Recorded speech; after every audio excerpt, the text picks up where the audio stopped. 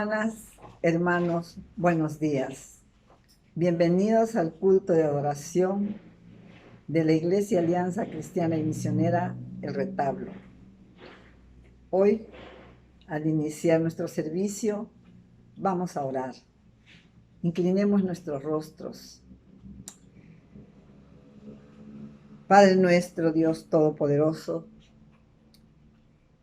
en esta mañana, Señor, permítenos entrar por tus atrios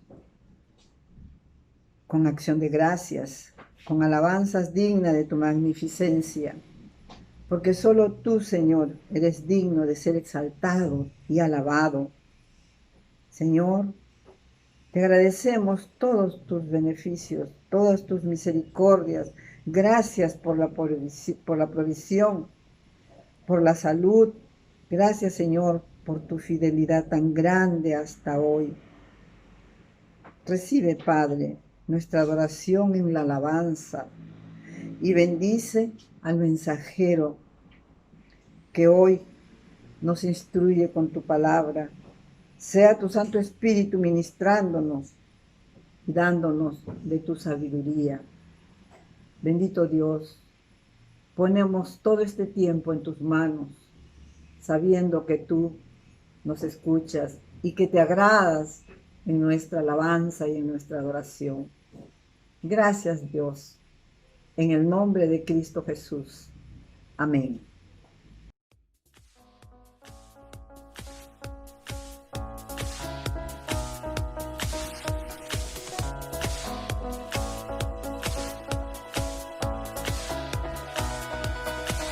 Roto estaba mi corazón, pero tu mano me rescató.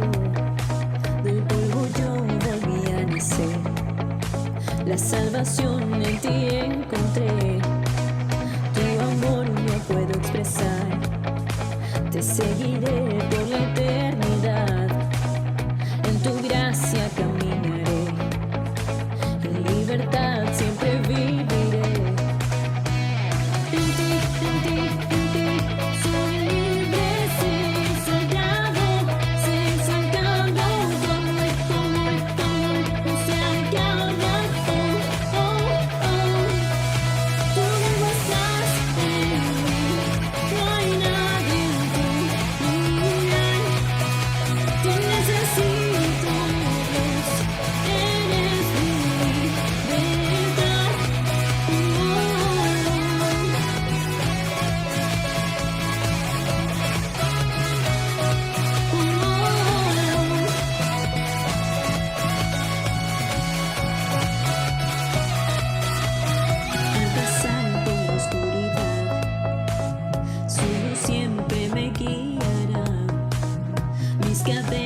Jesús rompió, con su mano me rescató.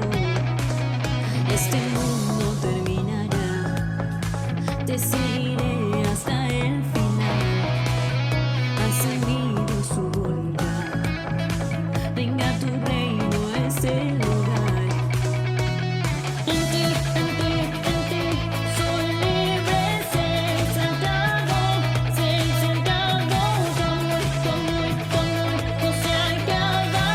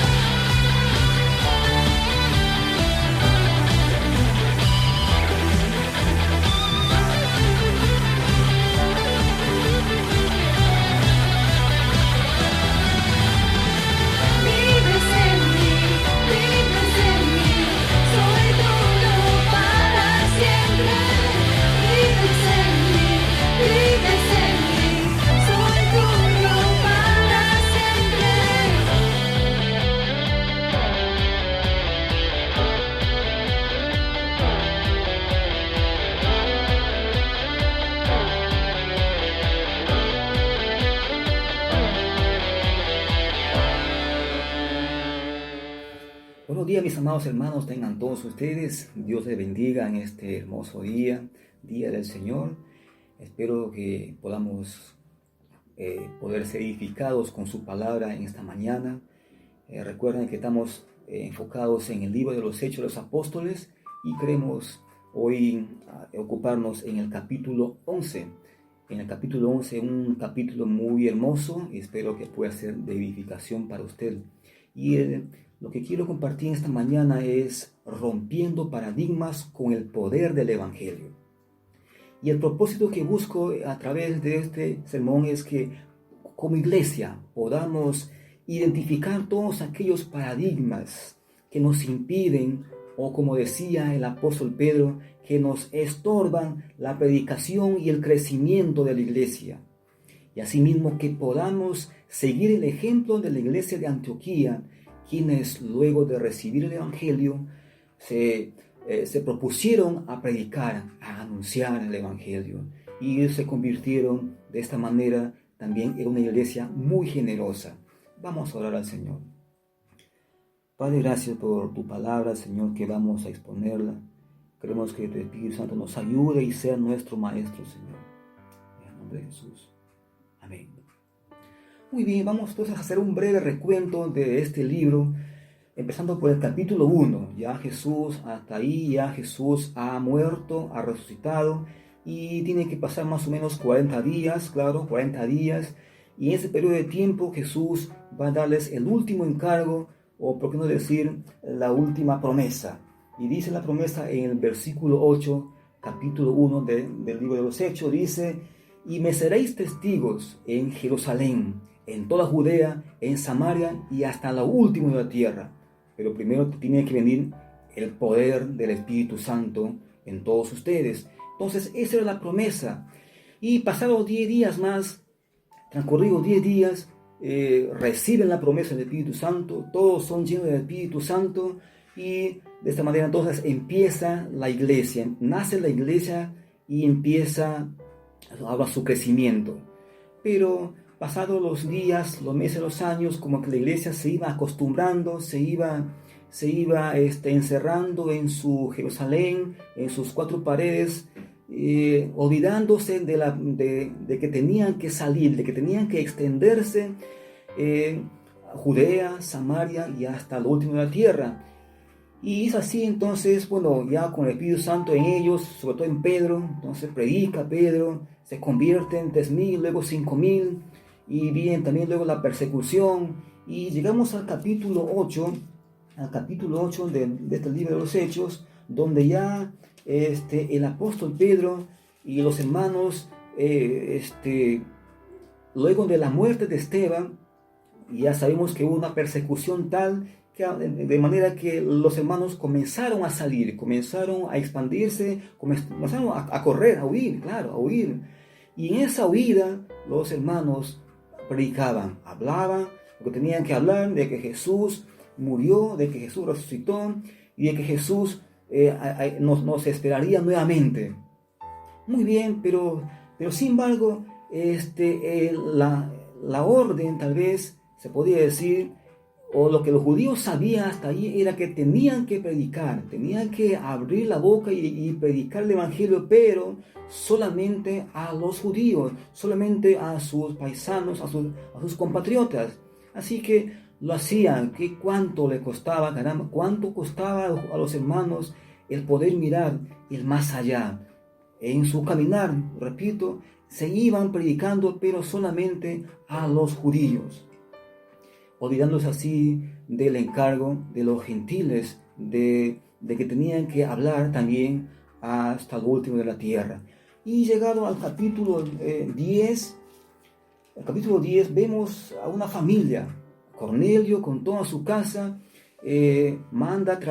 Cornelio manda a traer a Pedro, que se encuentra en Jope, y este hombre, Pedro, viene obediente, se presenta ante esta familia y dice: ¿para qué soy bueno? Aquí estoy.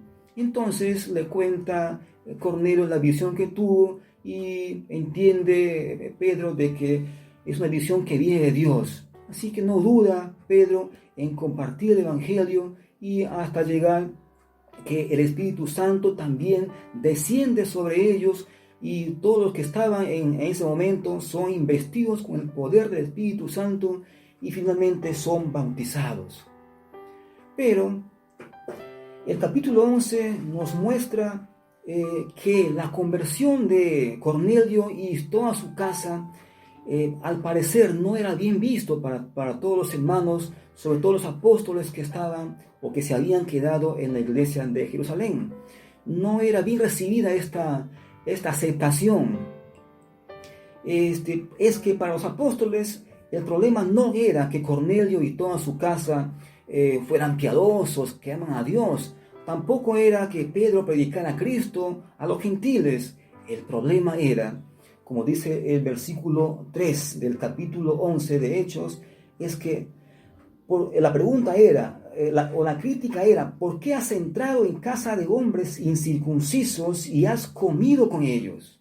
Entonces, con esa pregunta en mente o con ese pensamiento en mente, esperaban que Pedro viniera de Antioquía para criticar, para juzgar. ¿Por qué? ¿Qué pasó, Pedro? ¿Por qué? ¿Por qué has entrado en casa de hombres incircuncisos y has comido con ellos?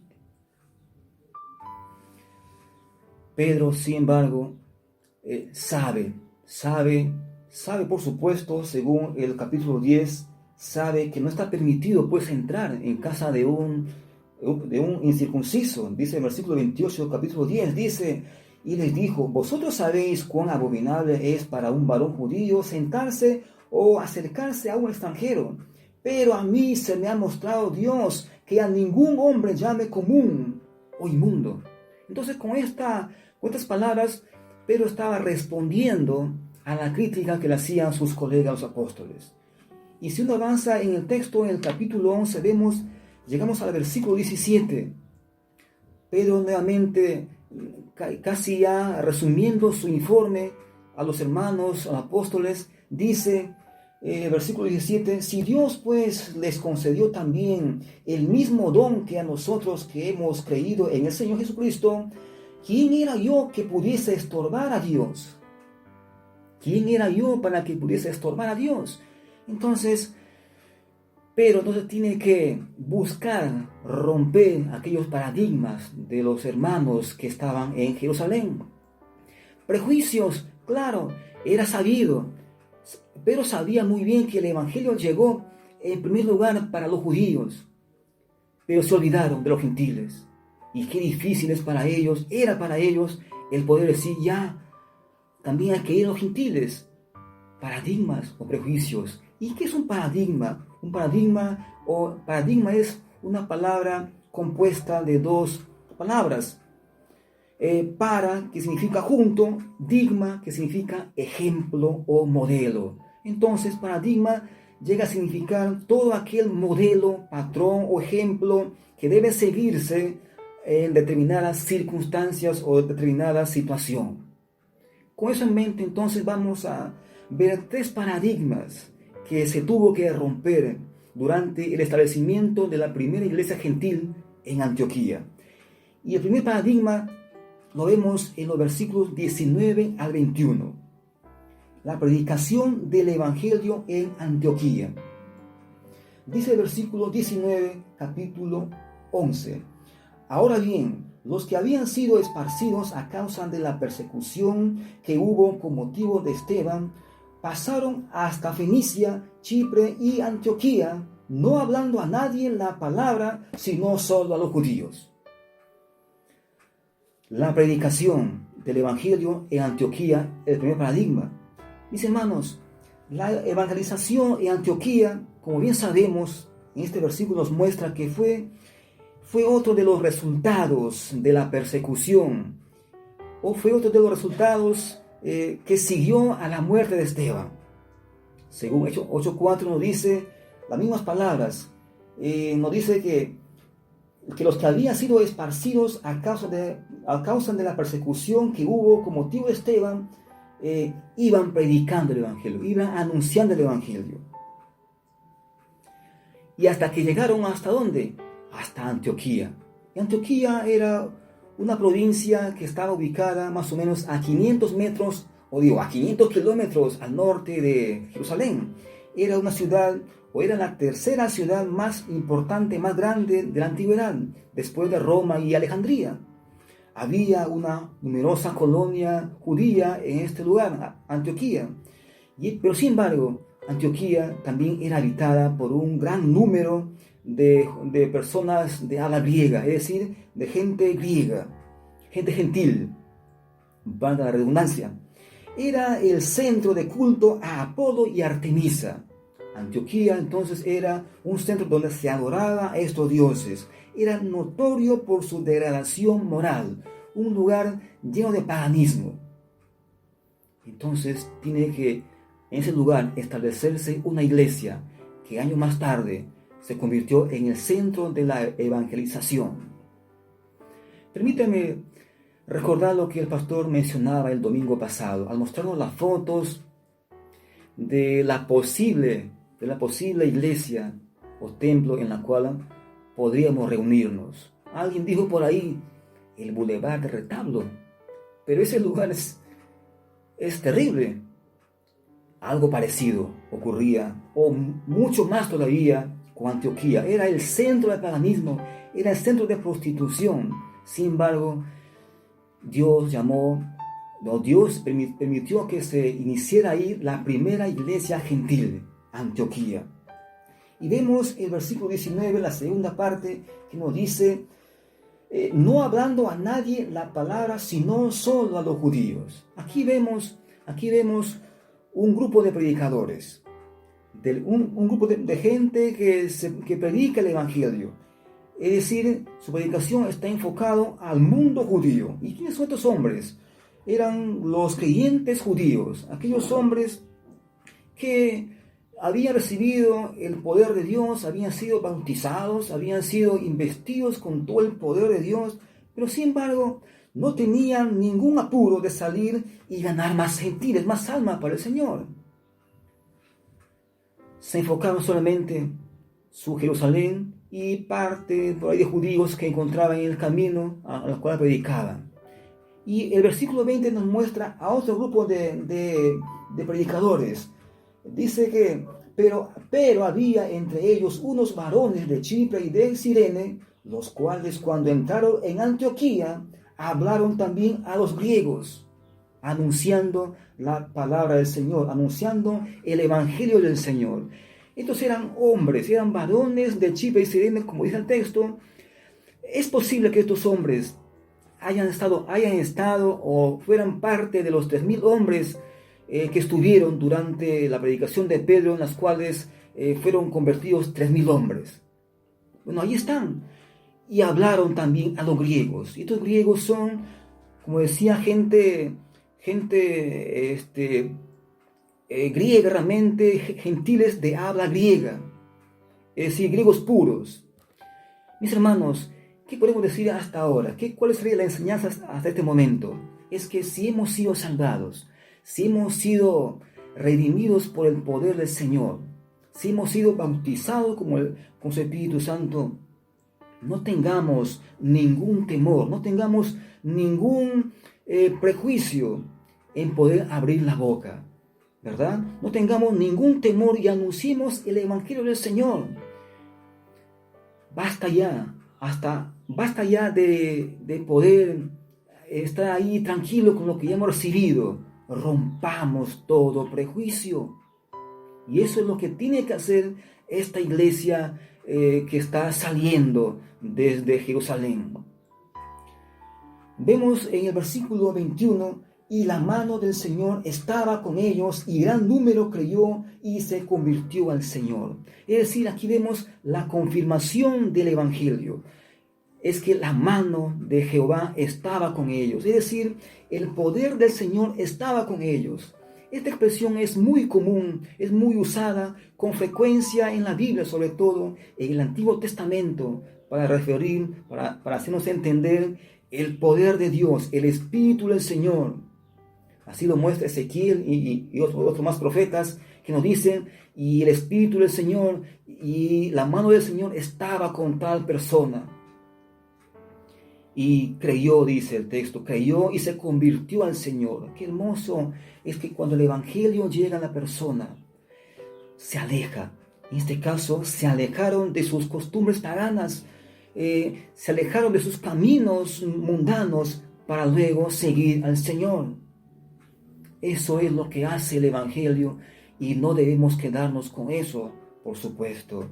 Así que, mi hermano, el día que rompamos todos aquellos paradigmas, todos aquellos prejuicios que nos estorban, entonces el poder del Señor estará sobre todos nosotros y muchos creerán, muchos se convertirán al Señor. ¿Crees esto? Yo sí lo creo. Entonces tenemos que hacerlo. Entonces aquí está el primer paradigma. Es que la predicación del Evangelio empezó en Antioquía. Y el segundo paradigma nos muestra el versículo 22. Versículo 22 del capítulo 11 nos dice: luego la noticia de estas cosas, llegó la noticia de estas cosas a oídos de la iglesia que estaba en Jerusalén, y enviaron a Bernabé que fuese hasta Antioquía. Iglesia, tenemos que saber que la iglesia madre se muestra ahora un poco interesada con lo que está pasando en Antioquía. Ya la noticia había llegado a Jerusalén y quieren saber ahora estos hermanos apóstoles qué está pasando realmente en Antioquía. Así que se interesan los hermanos y pues, como dice el texto, envían. Bernabé es enviado a Antioquía. Bueno, al igual que Pedro y Juan, que fueron enviados también a Samaria, aquí también Bernabé es enviado a Antioquía. Quieren saber cómo les va, quieren saber en qué condición se encuentra esta iglesia. Y es que Bernabé era el hombre más indicado, podemos decirlo así, el hombre más capacitado para ello, pues su nombre significaba hijo de consolación. ¿Se acuerda usted? Hijo de consolación. Y Bernabé es enviado. Y dice el versículo 23: cuando llegó y vio la gracia de Dios, se regocijó y exhortó a todos a que con propósito de corazón permaneciesen fieles al Señor. Bernabé ve la gracia de Dios. ¿Y qué significa esto? Significa de que un gran número de hermanos convertidos había encontrado en Antioquía. Eso es la gracia de Dios, el favor de Dios. Qué hermoso es que pueda este hombre Bernabé ver un gran número y ahora en Antioquía, no solo en Samaria, no solo en Jerusalén, ahora había un gran número en Antioquía. Y lógicamente se alegra, se regocija. Bernabé se regocija, es decir, como muestra de aceptación de aquellos gentiles, como Pedro había aceptado a los creyentes de la casa de Cornelio. Ahora lo que está haciendo Pedro, está aceptando como parte de la iglesia a los gentiles en Antioquía. Y Pedro, Bernabé, en este caso, va a continuar. Dice que exhorta a todos los hermanos a que con propósito de corazón permaneciesen fieles al Señor. Qué hermoso. Bernabé sabía seguramente de que las cosas no estaban tan bien. Sabía muy bien cómo estaba en Jerusalén y seguramente pensaba que también iba a llegar la persecución a Antioquía, y les anima a que cualquiera que sean las dificultades, las adversidades, las persecuciones, les anima a que permanezcan fieles al Señor. Y cuando uno hace eso, cuando uno hace uso de sus dones, Dios respalda.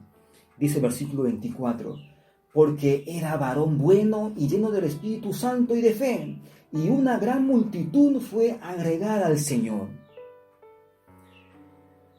Iglesia, Bernabé obtiene el respaldo de Dios. Sus cualidades fueron determinantes para que muchos hombres, para que una gran multitud fuera agregada al Señor. ¿Y cuáles fueron sus cualidades? Es que era un hombre bueno, lleno del Espíritu Santo y lleno de fe. ¿Qué les parece? Con razón entonces tuvo el poder para poder hacer que muchos hermanos vengan a los pies del Señor. Y no bastó con su predicación, y no bastó con su exhortación, sino tuvo que ver su conducta, su comportamiento. Mis hermanos, que nuestra iglesia pueda estar llena de líderes como Bernabé, que se gocen cuando un pecador se arrepiente, ¿verdad? Que puedan hacer uso de sus dones y talentos, ¿sí? Y que podamos hablar más con nuestra conducta que con muchas palabras. Que eso sea nuestro deseo siempre y nuestra oración. El versículo 25 nos muestra, después fue Bernabé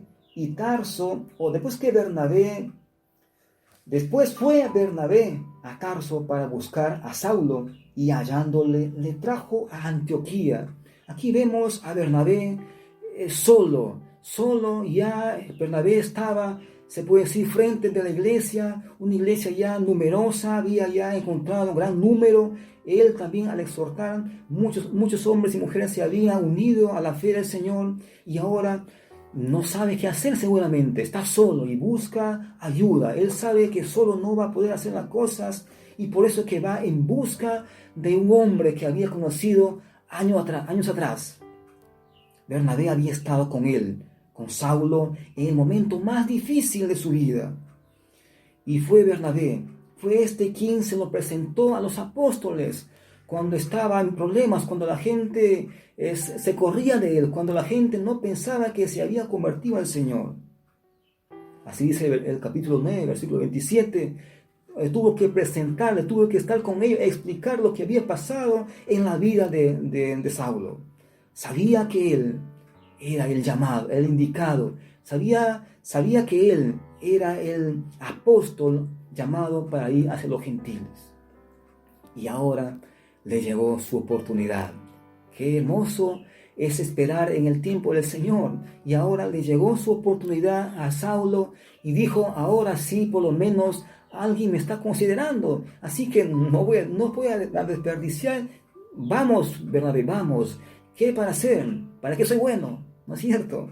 Así que, iglesia, sin embargo, esta búsqueda no fue rápido. Es decir, Bernabé no lo encontró tan rápido como podemos pensar. Algo parecido a lo que ocurrió con Jesús cuando se perdió en el templo, ¿verdad? Sus padres lo buscaron, y luego de 3 días de búsqueda lo encontraron en el templo discutiendo, conversando con los doctores de la ley. Algo así más o menos. No fue tan fácil de encontrar, pero luego que le encontró, dice el versículo, hallándole le trajo a Antioquía.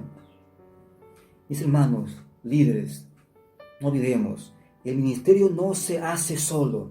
Al buscar ayuda, y hay que tener en cuenta que al buscar ayuda en otra persona, en otro hermano, tenemos que fijarnos en sus dones y talentos, antes que en sus debilidades, antes que en su pasado tal vez un poco oscuro que haya sido. Pablo hizo lo mismo después con Juan Marcos. Mis hermanos, el versículo 26 nos muestra y nos dice, y se congregaron allí todo un año con la iglesia y enseñaron a mucha gente. Ahora los encargados de la enseñanza y evangelización de la iglesia de Antioquía recaía sobre Bernabé y Saulo. Estos eran los responsables de la formación de los nuevos líderes. Y vaya qué líderes formaron estos hermanitos. Mire usted el capítulo 13, ahí nomás a la derecha, versículo 1. Había entonces en la iglesia de Antioquía, que estaba en Antioquía, profetas y maestros: Bernabé, Simón el que se llamaba Níger, Lucio de Cirene, Manaén el que se había criado junto con Herodes el tetrarca, y Saulo. ¿Qué tal cuerpo pastoral? ¿Qué tal equipo, caramba? Mis hermanos, que nuestra iglesia pueda estar llena de ese tipo de hombres como Bernabé y Saulo, ¿no? Dedicados a la enseñanza, dedicados a la edificación de la iglesia, dedicados en la edificación del cuerpo de Cristo. Iglesia, te animo a que puedas ver así, pensar así y hacer, ponerte manos a la obra, pero tienes que capacitarte. Tenemos que capacitarnos. No nos confiemos con lo que hemos logrado hasta aquí. Tenemos que hacerlo, tenemos que seguir avanzando. No nos confiemos con lo que ya hasta aquí hemos hecho. estudiar la Biblia es amplio, muy amplio. Y la tercera y último paradigma que tuvo que romper, que tuvo que deshacerse los hermanos, era la generosidad de la iglesia de Antioquía. Este era otro paradigma que tenía que romper durante el establecimiento de la primera iglesia gentil en Antioquía. Los historiadores nos muestran que todo lo que vemos en el versículo 27 es realmente verdad. Dice el versículo 27: en aquellos días unos profetas descendieron de Jerusalén a Antioquía, y levantándose uno de ellos, llamado Agabo, daba a entender por espíritu que vendría una gran hambre en toda la tierra habitada, la cual sucedió en tiempo de Claudio.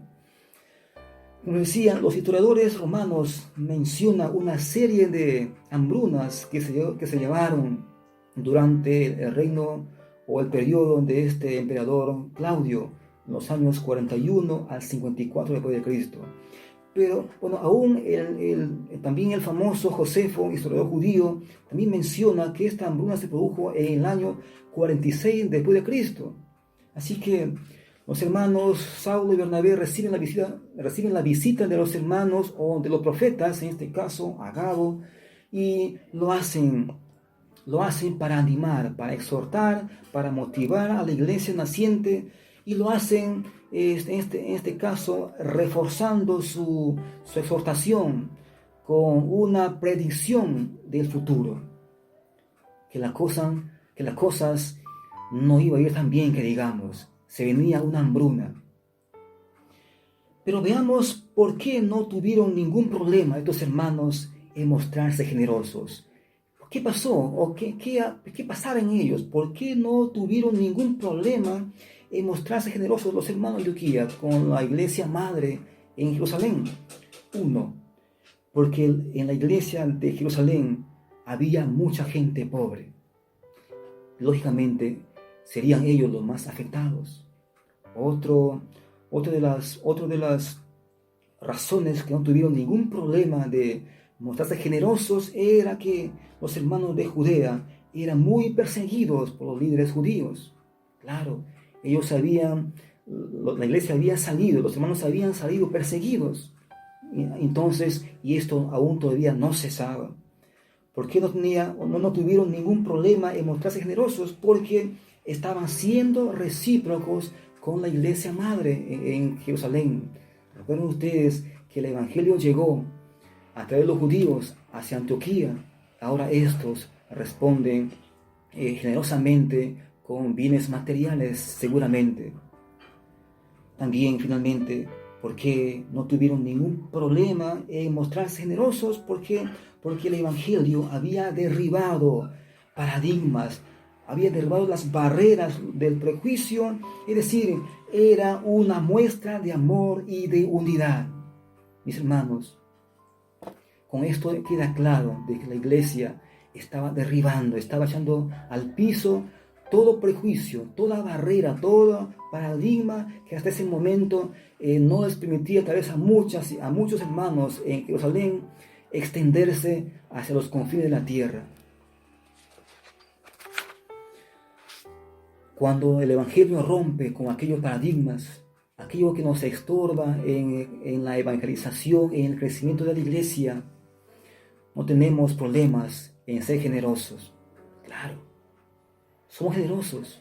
Mis hermanos, estos días tenemos la noticia nada grata, por supuesto, de nuestro hermano Kennedy, un hermano que sirve o que estaba sirviendo a la iglesia y que hoy por hoy está delicado, está postrado en la cama de un hospital.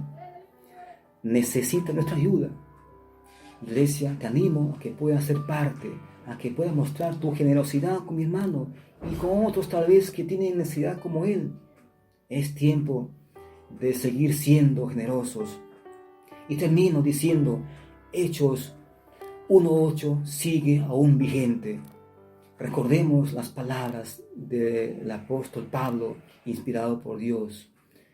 El encargo que nos hace: te encarezco delante de Dios y de Jesucristo, que juzgará a los vivos y a los muertos, que predique la palabra, que instes a tiempo y fuera de tiempo, redarguye, reprende, exhorta con toda paciencia y doctrina.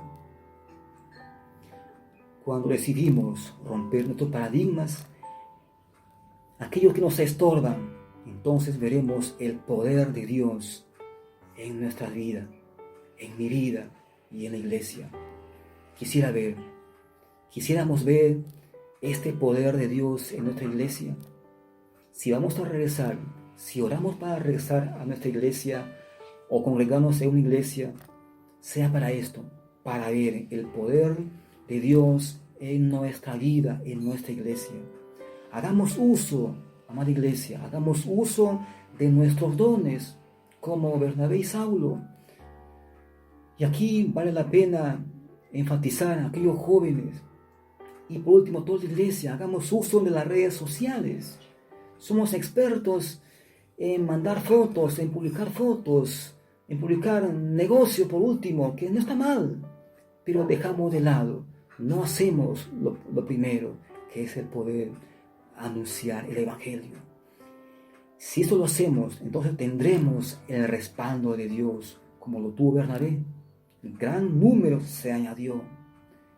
Y por último, sigamos siendo generosos con los diezmos y las ofrendas. Y recordemos las palabras de Jesús que nos decía: más bienaventurado es dar que recibir. Vamos a orar. Padre, gracias, Señor, por tu palabra, que pueda ser de bendición para tu iglesia, Señor, y me permita mirar no solo tu iglesia en las cuatro paredes, sino también afuera, que nos necesita la gente, Señor. Bendice a tu iglesia, Señor, que pueda verse motivado, que pueda verse desafiado, Señor, a pensar como tú piensas, a mirar como tú miras, Señor. Gracias, en el nombre de Jesús. Amén. Queridos hermanos, continuamos con nuestros anuncios para esta semana. Les invitamos a inscribirse para la donación de sangre los días 20, 21 y 22 de noviembre. 3,000 niños con cáncer serán bendecidos con esta donación. Inscripciones con nuestro hermano Cristian Aguirre. Hoy domingo 8 de noviembre, reunión de líderes, iglesias zonales y comas a las 5 de la tarde. Todos los líderes están cordialmente invitados. Enseñanzas para nuestras vidas, de lunes a viernes a las 8 de la mañana. Conéctate y participa de los devocionales. La Academia Bíblica, seguimos todos los días de lunes a domingo. Anímese, hermano, a estudiar la palabra del Señor. Nuestros varones se reúnen los días miércoles a las 6 de la mañana para orar y los sábados a las 8 de la noche. Todos los varones están cordialmente invitados. Los matrimonios de la iglesia tienen su cita los viernes a las 7:30 y los domingos a las 8. Anímense, hermanos. Sábado nuestros jóvenes, JET a las 5 de la tarde y jóvenes retablo a las 8 de la noche. Invitamos a todos los jóvenes a conectarte por Zoom y para participar.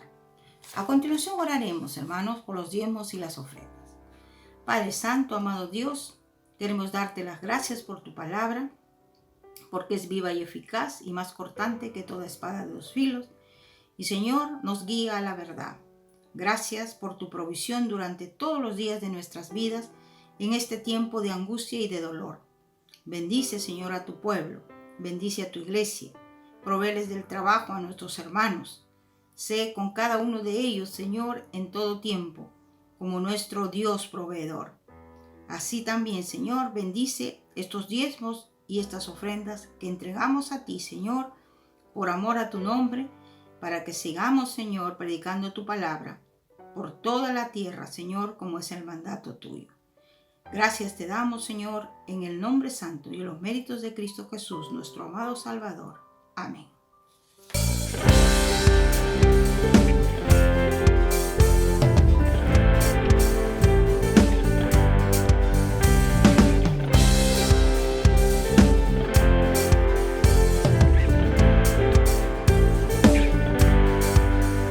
Las cadenas de la muerte me quitó.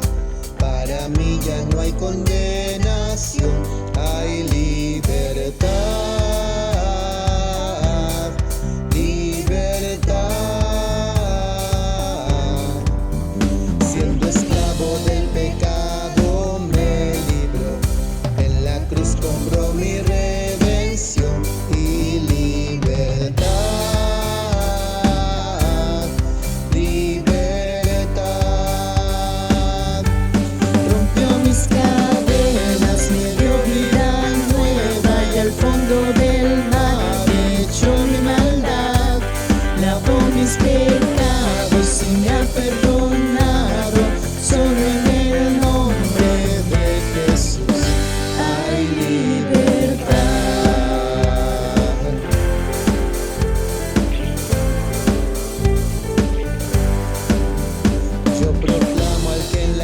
Jesús por mí murió y cambió mi duro corazón por libertad,